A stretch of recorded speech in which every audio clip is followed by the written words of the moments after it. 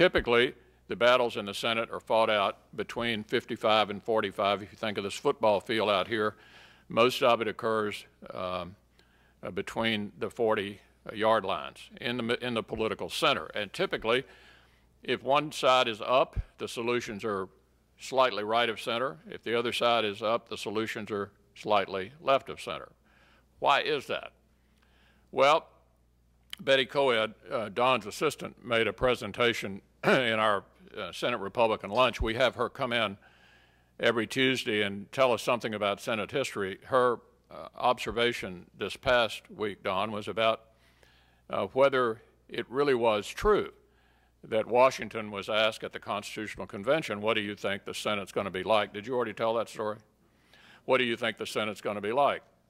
And I always tell my students out here at the center the story that Washington reportedly was asked at the Constitutional Convention, what is the Senate going to be like? And he reportedly replied, it's going to be like the saucer under the teacup. The tea is going to slosh out of the cup down into the saucer and cool off. Now, he thought, you know, the idea was behind 6-year terms with only a third of the Senate up every 2 years, and with U.S. senators, as some of you, I hope, already know, were not even popularly elected until 1914.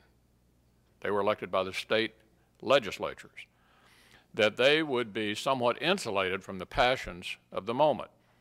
And they anticipated the House would be a place of great passion and quick reaction, and by golly, it sure is. And if they were looking down today watching C-SPAN 1, they wouldn't be surprised. You watch the House, it's a little bit like a brawl all the time. The rhetoric is hotter, the action is quicker, and things come over from the House into the Senate typically, unless the Senate has a very large majority, and not much happens. It slows down. It may never happen at all.